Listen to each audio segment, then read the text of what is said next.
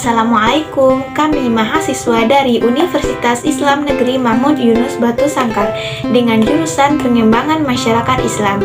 Video ini dibuat untuk memenuhi tugas kelompok pada mata kuliah Sosiologi Pedesaan dan Perkotaan dengan dosen pengampu Siska Elasta Putri, MSI. Kami kelompok 2 yang terdiri dari 5 anggota yang masing-masing bekerja sama dalam memenuhi tugas ini. Nah, materi kami kali ini yaitu tentang dinamika masyarakat kota. Assalamualaikum warahmatullahi wabarakatuh. Perkenalkan, nama saya Muhammad Irsad, NIM 2130305005 dari kelompok 2 Sosiologi Pedesaan dan Perkotaan akan menyampaikan materi tentang dinamika masyarakat kota.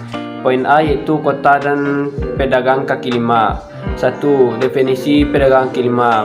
Pedagang kaki lima atau yang sering disebut dengan PKL merupakan sebuah komunitas pedagang yang kebanyakan berjualan dengan memanfaatkan area pinggir jalan. Mereka menggelar dagangannya, gerobaknya di perlintasan jalan raya. Menurut Evan dan Kof, pedagang kaki lima adalah bagian dan sektor informal kota yang mengembangkan aktivitas produksi barang dan jasa di luar kontrol pemerintah dan tidak terdaftar. Pedagang kaki lima adalah pedagang atau orang yang melakukan kegiatan usaha kecil tanpa disadari atas izin dan menempati pinggir jalan menggelar dagangannya. Pedagang kaki lima merupakan usaha yang dijalankan dengan mandiri.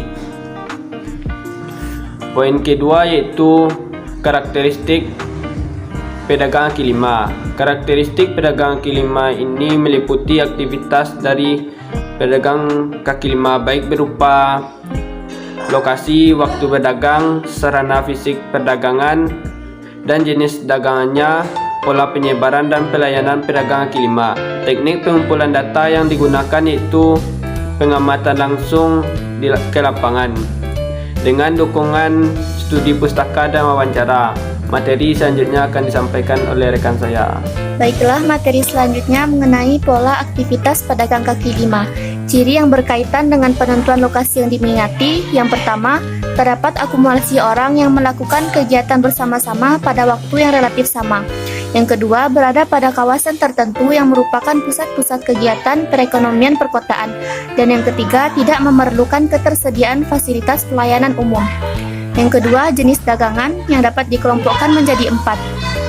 Yang pertama, makanan yang diproses dan olahan seperti buah-buahan, sayur-sayuran, beras, dan yang lain-lain. Yang kedua, makanan cepat saji. Yang ketiga, barang bukan makanan seperti tekstil dan obat-obatan. Dan yang keempat, jasa seperti perbaikan sol sepatu, tukang potong rambut, dan yang lain-lain. Selanjutnya, bentuk sarana dagang seperti pikulan atau keranjang, gelaran atau alas, gerobak, warung semi permanen, kios, dan yang lain-lain. Yang keempat, pola penyebaran terbagi 2, yaitu mengelompok dan penyebaran memanjang.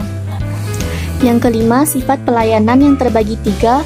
Yang pertama, pedagang menetap, pedagang semi menetap, dan pedagang keliling.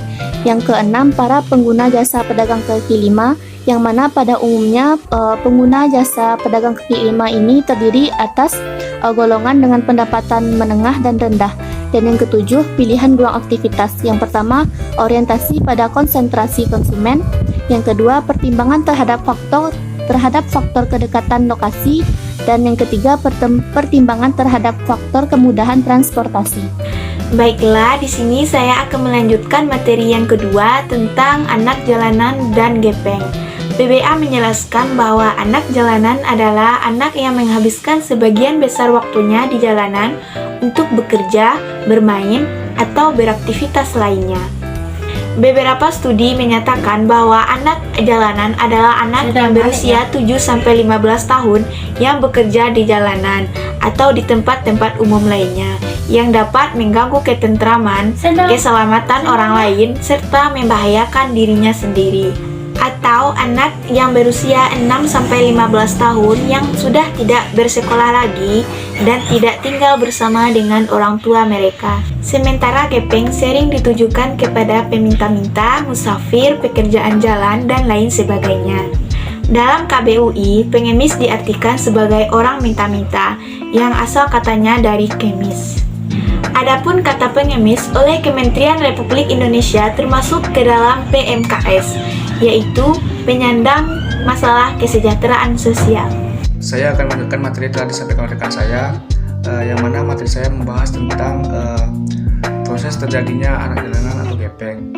Fenomena anak jalanan atau gepeng biasanya banyak terkait dengan alasan ekonomi keluarga, kemiskinan, dan kecilnya kesempatan untuk memperoleh pendidikan, dan pendapatan orang tua yang sangat sedikit, tidak mampu lagi untuk mencukupi kebutuhan hidup keluarga, sehingga memaksa mereka untuk bekerja.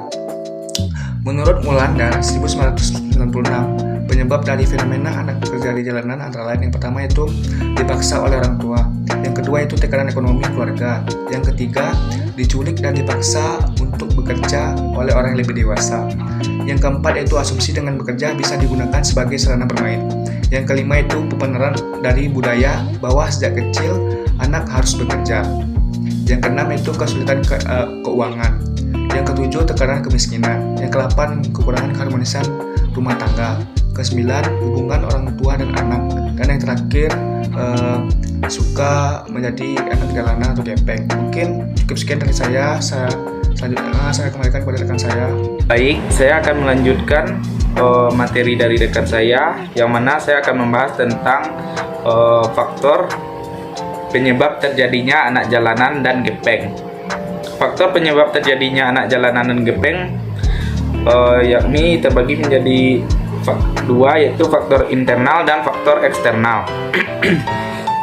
Faktor internal mencakup kemiskinan, keluarga, cacat fisik umur, rendahnya pendidikan, dan keterampilan, serta sikap mental. Sedangkan faktor eksternal mencakup lingkungan, letak geografis, dan lemahnya penanganan gelandangan dan pengemis. Adapun dampak-dampak yang ditimbulkan ialah merusak pemandangan dan keindahan kota. Menurut hasil penelitian dari TTQ dan kawan-kawan pada tahun 2009, faktor penyebab terjadinya anak jalanan dan gepeng antara lain, yang pertama tidak mampu bekerja, yang kedua tidak punya modal usaha, yang ketiga tidak punya keterampilan kerja, yang keempat tidak punya pilihan lain, yang kelima lebih suka menjadi gepeng atau anak jalanan.